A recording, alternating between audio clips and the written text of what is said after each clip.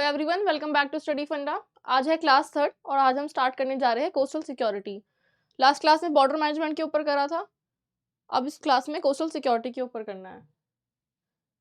सबसे इम्पॉर्टेंट चीज़ ध्यान रखने की ये है, हो सकता है पीवाईक्यू में आपको इससे रिलेटेड कोई क्वेश्चन ना मिले, हो सकता है, बट आपको ऐसे टॉपिक्स अनटच टॉपिक करने हैं।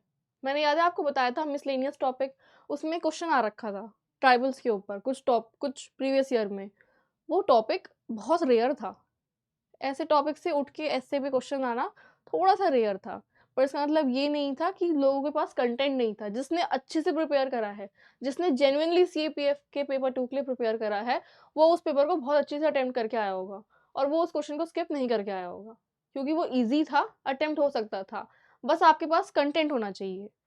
तो इसलिए आज हम कोस्टल सिक्योरिटी से स्टार्ट करेंगे। वैसे भी जब हम नेशनल सिक्योरिटी की बात करते हैं तो उसमें सारे ही टॉपिक आ जाते हैं। तो यूएन सिक्योरिटी काउंसिल में ये इम्पॉर्टेंट इसलिए है, इस बार इंडिया ने कोस्टल सिक्योरिटी पे बहुत ध्यान दिया है। बार बार इंडिया ने एम्फेसाइज करा है it's important to look into the coastal security matters, इसलिए ये इम्पॉर्टेंट है। और इंडियन ओशन रीजन अपने आप में बहुत इम्पॉर्टेंट है। ये कुछ की स्टैटिस्टिक्स है, without wasting any time.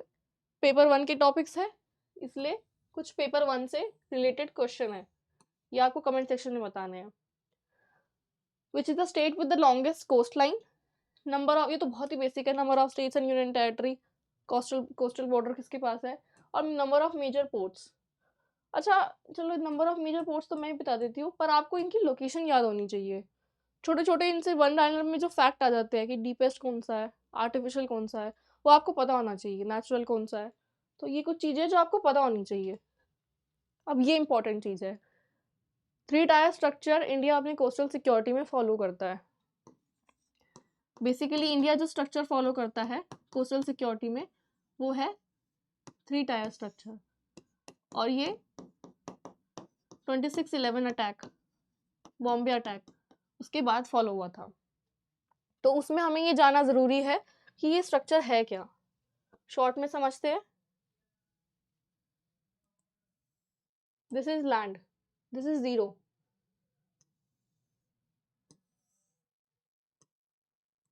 12 nautical miles, 24 nautical miles, 200 nautical miles and beyond this. तो आपको ध्यान रखना है, ये वाला जो एरिया है इसको हम बोलते हैं टेरिटोरियल वाटर्स। 0 से 12 का जो एरिया है इसको हम बोलते हैं टेरिटोरियल वाटर्स, और इसमें मरीन पुलिस का काम होता है। ये मरीन पुलिस के अंदर आती है। इसके अलावा इसके जो भी 0 के अलावा है वो लैंड वाटर्स है, वो स्टेट के अंदर आता है। इधर बात कर रहे हैं हम, टुवर्ड्स द सी बात कर रहे हैं हम, टुवर्ड्स द लैंड नहीं। तो 0 से 12 नॉटिकल माइल्स का जो एरिया है वो मरीन पुलिस के अंदर आता है, और 12 से 200 तक इंडियन कोस्ट गार्ड के अंडर आता है। इंडियन कोस्ट गार्ड में भी असिस्टेंट कमांडेंट की वैकेंसी निकलती है, जिसको नहीं पता वो ध्यान रखना, फॉर्म भर देना जब भी निकलेगी। अब anyways, back to the topic. 12 to 200 nautical miles, ये वाला एरिया एक्सक्लूसिव इकोनॉमिक जोन होता है और ये इंडियन कोस्ट गार्ड के अंडर आता है। इसको हम बोलते हैं एक्सक्लूसिव इकोनॉमिक जोन। इसमें कंट्री के पास राइट होते हैं सी बेड को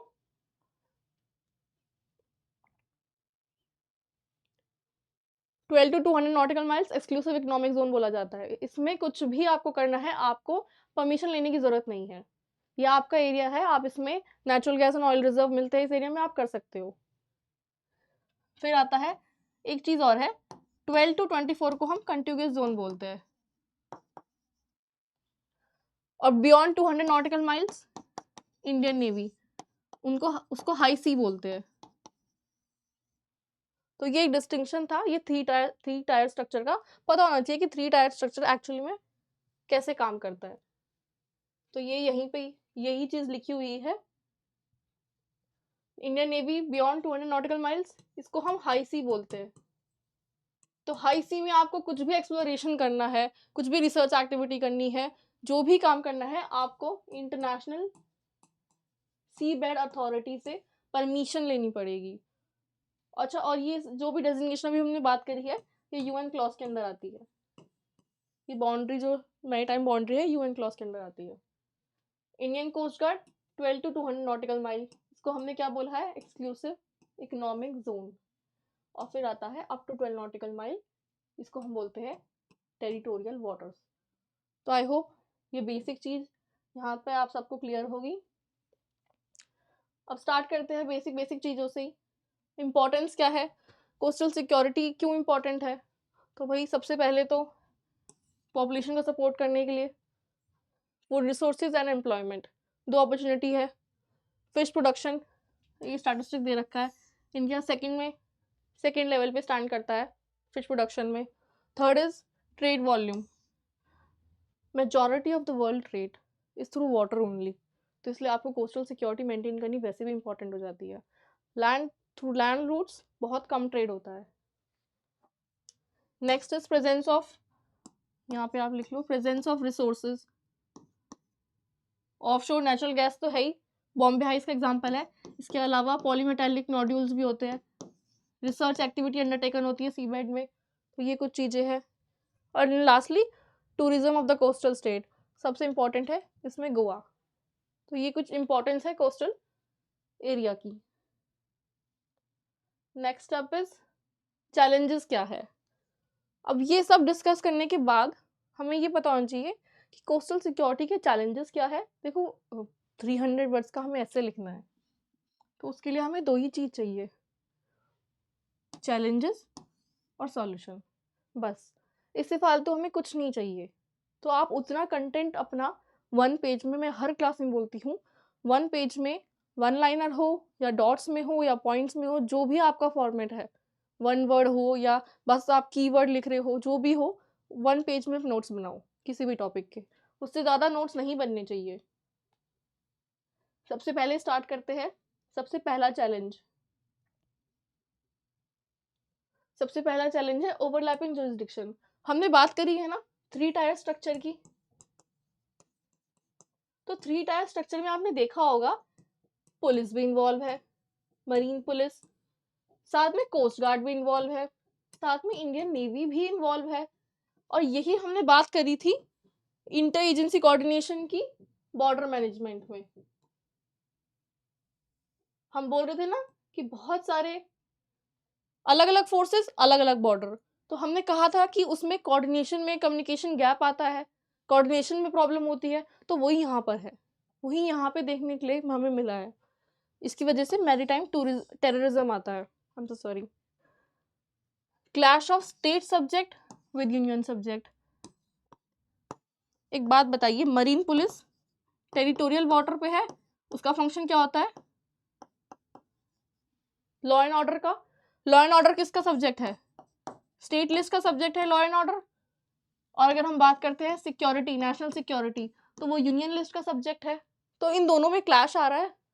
हमने वहां पे पढ़ा था मिनिस्ट्री में क्लैश, मिनिस्ट्री में और डिपार्टमेंट में, MHA में पैरामिलिट्री सर्विसेज आती है इसके अंदर, और मिनिस्ट्री ऑफ डिफेंस में बॉर्डर मैनेजमेंट, हमने ये 2 क्लैश पढ़े थे इंटर एजेंसी कोऑर्डिनेशन में। यहाँ पे हम पढ़ रहे हैं सब्जेक्ट्स के बीच में clash, state subject versus union, क्योंकि यहाँ पे है कोस्ट गार्ड और नेवी, और यहाँ पे है मरीन पुलिस, इसका काम है लॉ एंड ऑर्डर का, इनका काम है सिक्योरिटी का।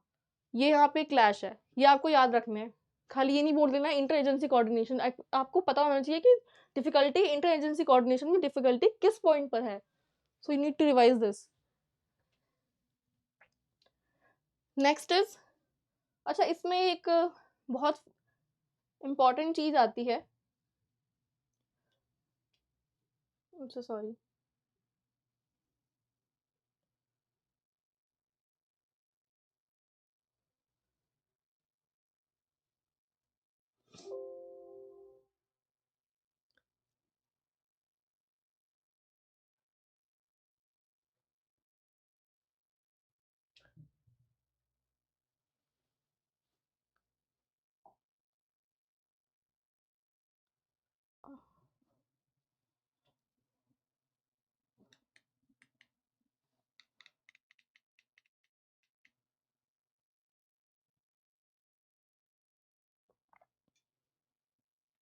अच्छा इसमें एक इम्पॉर्टेंट चीज आती है 2611,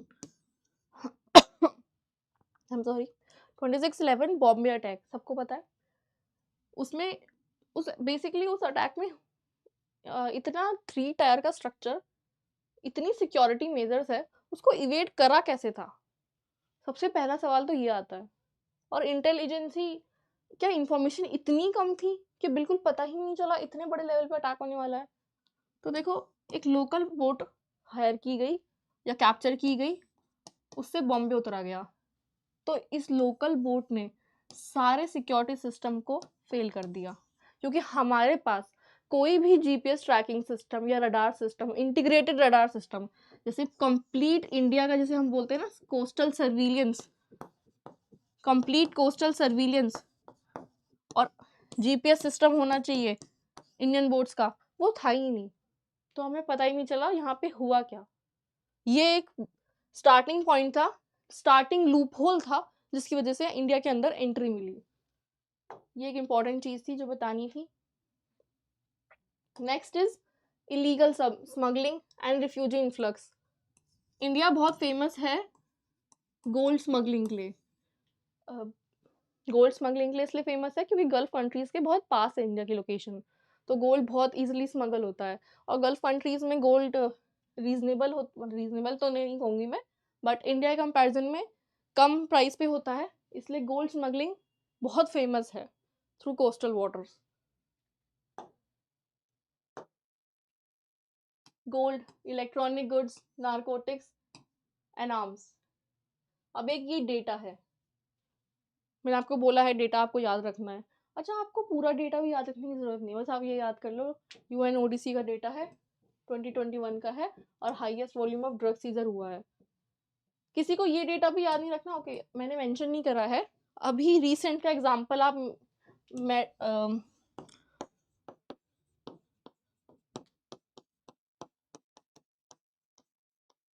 ये एग्जांपल सबको पता होगा, ये रिसेंट की न्यूज़ है जो मैंने बताई है, मेरे ख्याल से अक्टूबर की न्यूज़ है 2024 की, गर्मियों की बात थी, या तो अक्टूबर की होगी या सितंबर की होगी, आप देख लेना।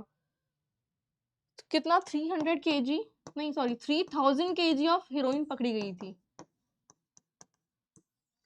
तो आप ये पॉइंट ऐड कर सकते हो ड्रग स्मगलिंग में, आप ये वाला एग्जाम्पल भी ऐड कर सकते हो कि कितना बड़ा इशू है। 3000 kg की हीरोइन पकड़ी गई है मुंद्रा पोर्ट से, एनआईए ने जो सीज करी है। तो आप ये एक पॉइंट लिख सकते हो एग्जाम्पल के तौर पे। फिर रिफ्यूजी इन्फ्लक्स होता है due to political turmoil. Rohingya, वो इमेजेस जो फोटोज जो न्यूज़पेपर में आ रही थी ना, वो सबको याद होगी, कैसे through boats they are coming into India, और कितनी वल्नरेबल पोजीशन है कि वो अपनी कंट्री को बेचारे फ्ली करके आ रहे हैं, वो अपनी कंट्री को फ्ली करके आ रहे हैं। और इंडिया के लिए एक प्रॉब्लम ये है कि वो एक इंटरनल सिक्योरिटी मैटर है, क्योंकि इंडिया रिफ्यूजी कन्वेंशन का पार्ट नहीं है, तो इंडिया के लिए अपनी एक अलग प्रॉब्लम है। तो ये एक पॉइंट है, और ये एक डेटा है इसी से related. About 10.4% of refugee in India as of May 21 from Myanmar, 10.4% Myanmar से है। तो ये एक आप डेटा लिख सकते हैं। Next is disputed maritime boundary. इसमें आप, हमने बॉर्डर मैनेजमेंट में बाउंड्री डिस्कस करी थी, अनसेटल्ड मैरीटाइम बाउंड्री है पाकिस्तान के साथ, बांग्लादेश के साथ, श्रीलंका के साथ और चाइना के साथ। उसका स्ट्रिंग ऑफ पर्ल्स थ्योरी जो वो उसका इनिशिएटिव है, उसको लेके डिस्प्यूट है, तो वो हमें यहाँ पे वो मेंशन करना है। तो अगर आप देखो कि क्या डिस्प्यूट है, तो श्रीलंका के साथ आप लोगों को पता हो कच्चा तीवू आइलैंड को लेके डिस्प्यूट है। कच्चा नहीं पता है तो शॉर्ट में आई एक्सप्लेन, पर पता होना चाहिए वैसे तो। This is Palk Strait bay, this is Sri Lanka. Sri Lanka थोड़ा बड़ा हो गया है, कोई बात नहीं। यहाँ पे ये कच्चा तीवू आइलैंड है, और ये क्या है, ये जो पॉइंट है ये रामेश्वरम और धनुष कौड़ी है, अगर सबको विजिबल है तो। ये रामेश्वरम, यहाँ पे कच्चा तीवू आइलैंड है, और ये श्रीलंका है। ये डायग्राम ज़्यादा अच्छा था बट इट्स ओके, वो थोड़ा बड़ा है। तो इस आइलैंड को लेके डिस्प्यूट है, क्योंकि आप देखो बहुत करीब है, बहुत डिस्टेंस कम है, तो यहाँ पे मैरीटाइम बाउंड्री में ऑब्वियसली कुछ ना कुछ प्रॉब्लम्स तो आएगी। तो इंडिया ने जो साइन करा था एग्रीमेंट, उस एग्रीमेंट के हिसाब से 1974 एंड 76 दो एग्रीमेंट साइन हुए थे। इन दोनों एग्रीमेंट के हिसाब से कच्चा तीवू आइलैंड श्रीलंका का है, लेकिन इंडिया को अलाउड है फिशिंग एक्टिविटीज उस आइलैंड में। और चर्च हो, वहाँ पे एक चर्च है, वहाँ पे फेस्टिवल होता है, तो उस टाइम पे, उस फेस्टिवल के टाइम पे वहाँ पे विजिट करना अलाउड है। तो ये दो चीज इन एग्रीमेंट में लिखी हुई है। और वेज बैंक इस एक एरिया है जो कि बहुत फेमस है फिशिंग एक्टिविटीज के लिए, क्योंकि बहुत हाईली रिच है, हाईली रिच रीजन है ये, इसलिए। तो यहाँ पे प्रॉब्लम क्या होती है, क्योंकि जब आप पानी में होते हो तो आपको बाउंड्रीज का पता नहीं चल पाता है, क्योंकि वहाँ पे कोई डिमार्केशन तो है नहीं पानी के ऊपर। तो ये एक पॉइंट है कि सी वाटर क्रॉस हो जाता है श्रीलंकन टेरिटरी में, तो आप श्रीलंकन वाटर्स में चले जाते हो। तो फिशरमैन, वहाँ जो कंप्लेन आई है वो ये है कि Indian fisherman they enter into Sri Lankan waters, और दूसरा बॉटम ट्रॉलर का यूज लेके, बॉटम ट्रॉलर बेसिकली बहुत, जिसे बोलते हैं ना, गहराई से आप फिश रिसोर्सेज को एक्सट्रैक्ट कर रहे हो, जो कि श्रीलंकन फार्मर्स का ये कहना है, फिशरमैन का, कि इस तरीके से एक्सट्रैक्शन होगा तो वो एक कंसर्न है, क्योंकि वो मास स्केल पे एक्सट्रैक्शन कर रहा है, तो बैलेंस, बायोलॉजिकल बैलेंस डिस्टर्ब हो जाएगा। ये एक रीजन है। तो ये बॉटम ट्रॉलर्स और श्रीलंकन वाटर्स को लेके यहाँ पे ये डिस्प्यूट है। और अगर मैरीटाइम बाउंड्री डिस्प्यूट की बात करी जाए तो श्रीलंका के साथ इंडिया का कच्चा दीवू आइलैंड पे डिस्प्यूट है। नेक्स्ट इज पाकिस्तान की सरक्रीक लाइन। ये तो पता ही होगी, ये तो वैसे भी हम पढ़ते ही है बॉर्डर मैनेजमेंट में, और नहीं पता है तो कोई बात नहीं।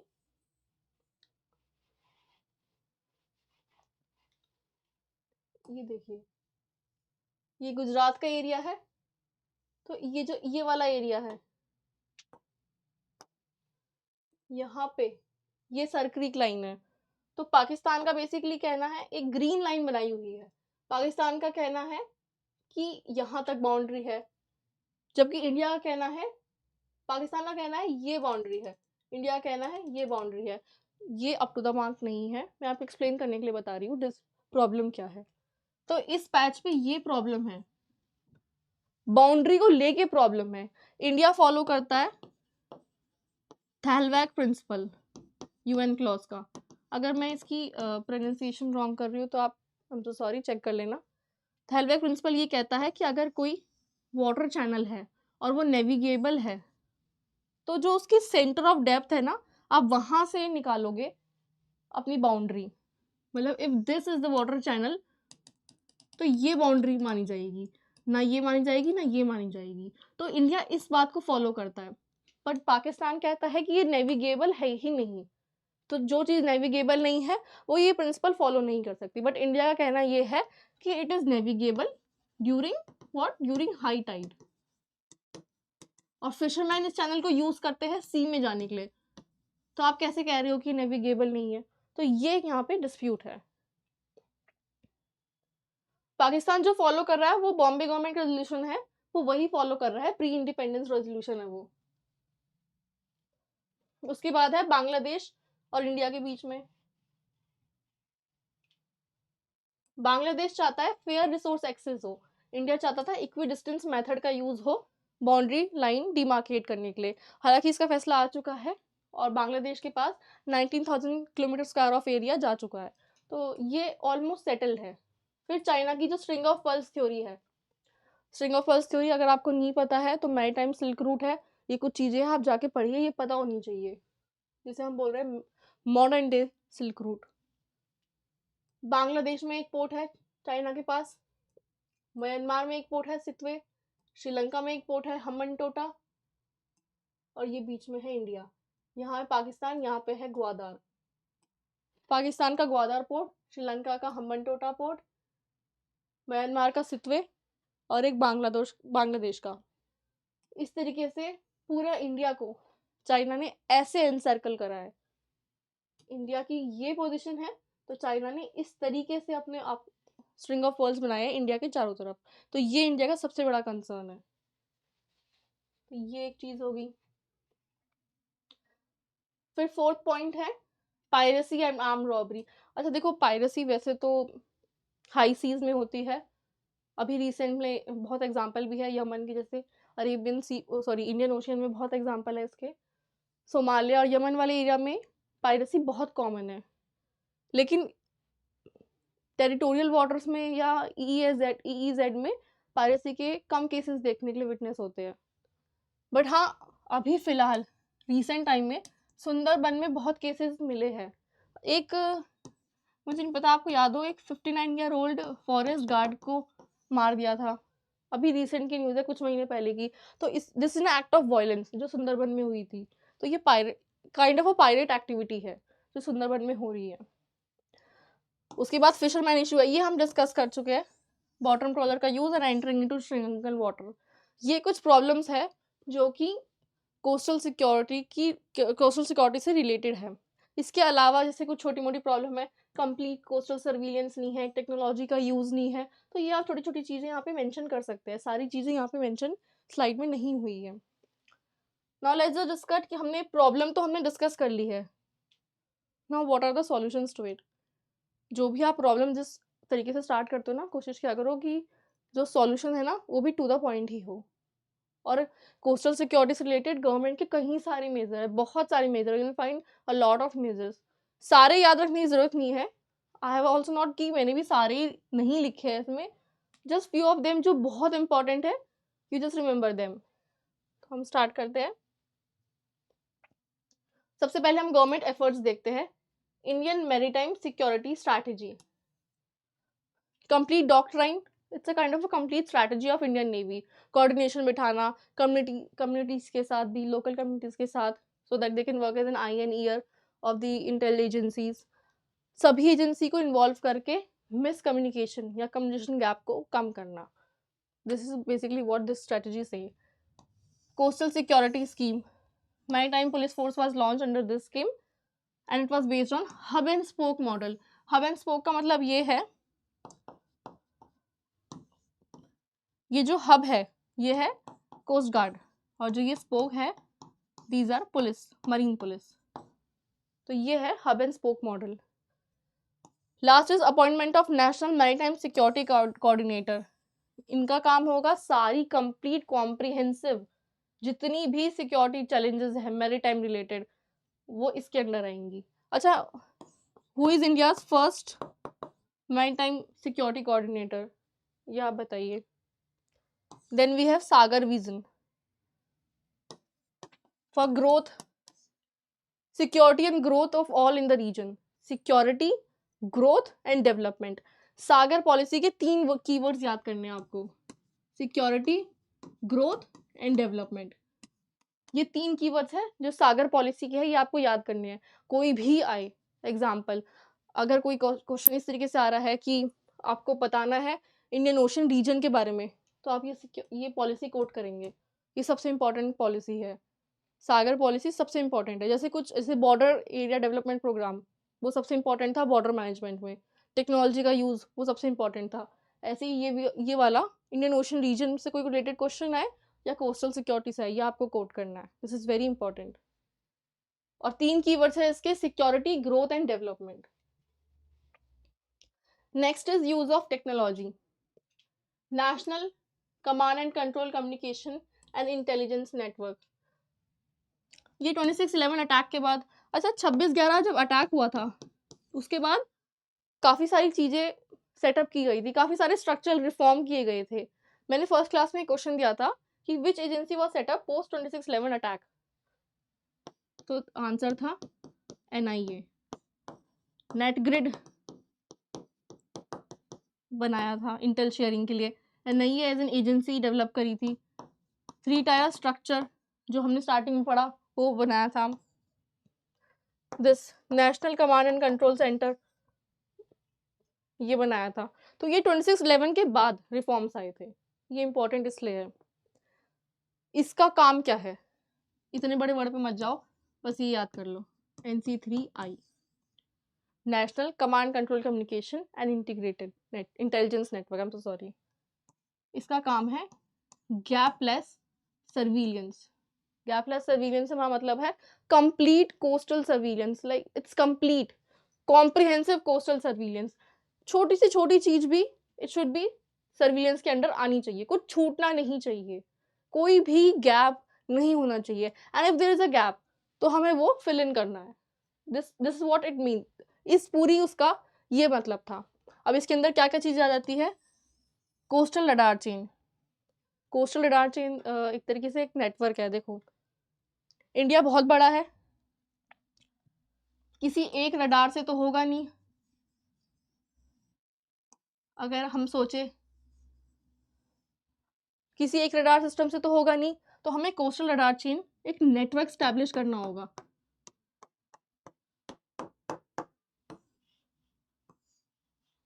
मेनलैंड इंडिया में and island Nations, island country, हमारे आइलैंड स्टेट्स में, लक्षद्वीप, अंडमान निकोबार, एक कंप्लीट कोस्टल रडार का नेटवर्क सेटअप करना होगा। और हाँ, इसका जो डेटा होता है ना, वो डेटा जाता है, शायद लिखा नहीं है, हाँ लिखा हुआ है, IMAC में, information management and analysis centre, और इसका हेडक्वार्टर कहाँ है? गुड़गांव में, गुरुग्राम। इस पूरे कोस्टल रडार चेन का जो नेटवर्क का जो डेटा है वो जाता है IMAC में डेटा एनालिसिस के लिए। तो ये इंपॉर्टेंट है। ये कुछ टेक्नोलॉजिकल मेजर्स है जो इंट्रोड्यूस किए गए हैं। मैं हटा देती हूँ, थोड़ा साफ लगेगा। फिर आता है automatic identification system. Automatic identification system में शायद 12 मीटर या फिर 300 टन्स, इससे ज़्यादा का अगर आपका शिपिंग वेसल है तो वो ट्रैक एंड ट्रेस होगा। तो ये एक पॉइंट है। इससे पहले आप देखो कोई भी वेसल आ रहा है, वो ऐसे ही घुस रहा है बिना GPS ट्रैकिंग के, तो obviously it's a point of concern ना। तो इसलिए ये automatic identification system. Next is fisherman को बायोमेट्रिक ID कार्ड दिए जाएंगे। चेन्नई एक्सप्रेस का वो सीन था ना, जहाँ पे वो श्रीलंकन स्मगलर थे, तो कैसे पता चलता कि हिंदी तो वो भी बोल रहे, हिंदी तो वो भी बोल रहा था अवर हीरो। तो ये एक तरीका है, बायोमेट्रिक ID कार्ड दिए जाएंगे फिशरमैन को, ताकि इंडियन फिशरमैन, श्रीलंकन फिशरमैन या फिर कोई भी ऐसा एलिमेंट फायदा ना उठा सके इस चीज का। नेक्स्ट इज ट्रैकिंग होगी वेसल और बोट्स की। तो ये एक पॉइंट है, ये सॉल्यूशन है कि आप टेक्नोलॉजी को किस तरीके से यूज कर सकते हैं। फिर है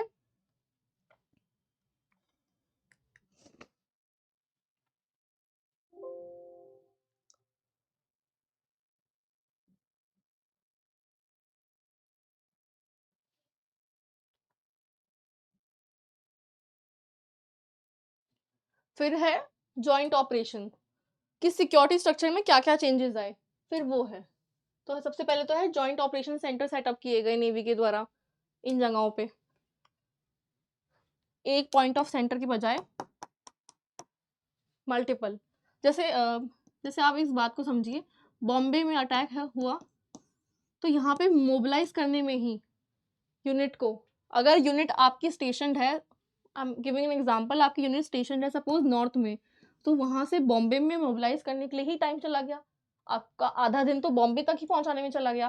तो इसलिए ज़रूरी है कि ट्रूप मोबिलाइजेशन जल्दी हो, इसलिए आपके सेंटर सेटअप होने चाहिए मेजर लोकेशंस पे जो कि नियर बाय हो। अगर सपोज यहाँ से तमिलनाडु से हमें ट्रूप मोबिलाइजेशन करनी है, तब भी हमारा आधा टाइम चला गया। तो ये कोई छोटी छोटी चीज़ें हैं जो पोस्ट 26/11 चेंज हुई है। उसके बाद है ऑपरेशन सागर कवच। Operation Sagar Kavach is nothing but an exercise which involves navy, coast guard and local police. इसमें लिखा नहीं है बट इंटेल एजेंसी भी इन्वॉल्व होती है एंड लोकल कम्युनिटीज ऑल्सो। इसका बेसिकली मतलब क्या होता है, ये एक कोस्टल सिक्योरिटी ड्रिल है। ड्रिल देखिए ना, मॉक ड्रिल जैसे बोलते हैं, जैसे मेट्रो में होती है, दिल्ली मेट्रो में आपने सुना होगा या देखा होगा, मॉक ड्रिल होती है, तो this is coastal security drill, operation Sagar Kavach exercise. Then we have international efforts. Sagar doctrine मैंने आपको बताया था, इसके 3 कीवर्ड्स क्या क्या थे? Security, growth and development. ये तो आपको तीनों वर्ड याद रखने हैं। देन अब वी हैव प्रोजेक्ट मौसम। प्रोजेक्ट मौसम ये इंडियन गवर्नमेंट ने लॉन्च करा था 2014 बाय मिनिस्ट्री ऑफ कल्चर। ये इंडियन गवर्नमेंट ने लॉन्च करा था एक कल्चरल और हिस्टोरिकल लिंकेज एस्टैब्लिश करने के लिए। इंडियन ओशन रीजन में जितनी भी कंट्रीज है उन कंट्रीज के साथ कल्चरल और हिस्टोरिकल लिंकेजेस एस्टैब्लिश करने के लिए ये प्रोजेक्ट मौसम लॉन्च किया गया था। Then we have multilateral exercises जैसे मिलान हो गई, कॉर्पेट हो गई। Then we are negotiating through सब इंटरनेशनल फोरम जैसे कि IORA, Indian ocean regional association, setup in 1997 और हेडक्वार्टर है इसका मॉरिशियस। 23 कंट्री है इसकी मेंबर, 23 मेंबर कंट्रीज है इसकी। एंड इंडिया भी 23 में इसका India took over as vice chair. 23 में इंडिया वाज वाइस चेयर और शायद श्रीलंका चेयर आई गेस। तो ये कंप्लीट चीज़ें हैं जो इंडिया इंटरनेशनल लेवल पे कर रहा है कोस्टल सिक्योरिटी को मेंटेन करने के लिए। कोस्टल सिक्योरिटी में इससे रिलेटेड कोई भी क्वेश्चन आता है, अगर अब कोई भी क्वेश्चन आता है तो आई होप इस कंटेंट के साथ दिस वुड बी इनफ कि आप अटेम्प्ट कर पाए। आपके पास डेटा है, आपके पास कंटेंट है। अब जो आप करंट अफेयर्स पढ़ोगे, क्योंकि अभी भी आपके एग्जाम में टाइम है, अगस्त में है आपका एग्जाम, अभी टाइम है आपके पास, अच्छा खासा टाइम है। तो जो करंट अफेयर्स में इसके अलावा आएगा वो आपको सब इस नोट्स में ऐड करना है ताकि और आपके पास रीसेंट डेटा रहे, रीसेंट इन्फॉर्मेशन रहे, रीसेंट एग्जाम्पल रहे। आपका डेटा और वेट ही लगेगा। जैसे हमने अडानी वाले का एग्जाम्पल दिया था वो एकदम रीसेंट एग्जाम्पल है तो आप वो डाल सकते हो। अच्छा, एक ऑपरेशन सागर कवच हमने पढ़ा है। ऑपरेशन सागर कवच बताना आप कहाँ पर है। ऑपरेशन सागर कवच आई थिंक अभी 24 में हुआ है, तो वो किस स्टेट में हुआ है वो आपको बताना है कि ऑपरेशन सागर कवच अभी किस स्टेट में हुआ है। जो भी क्वेश्चन देती हूँ प्लीज़ ट्राई किया करो कि आप पेपर 2 के सारे क्वेश्चन अटेम्प्ट करो, और जो पेपर 1 से रिलेटेड मैं जो भी क्वेश्चन पूछती हूँ कमेंट सेक्शन में प्लीज़ रिप्लाई किया करो। Okay, that's all for the today. अब हम नेक्स्ट क्लास में मिलते हैं। जो भी हमारे छोटे छोटे बॉर्डर से रिलेटेड टॉपिक रह गए हैं इंडिया चाइना, इंडिया बांग्लादेश के, अब हम कोशिश करेंगे उन्हें कवर करने की। और हाँ, नेक्स्ट क्लास में हम कोशिश करेंगे जो हमने क्वेश्चन दिए हैं एक बार उनका जल्दी से क्विक एनालिसिस करेंगे, क्योंकि आज तो आई गेस टाइम हो गया है। So that's it for the today. All the best everyone, thank you.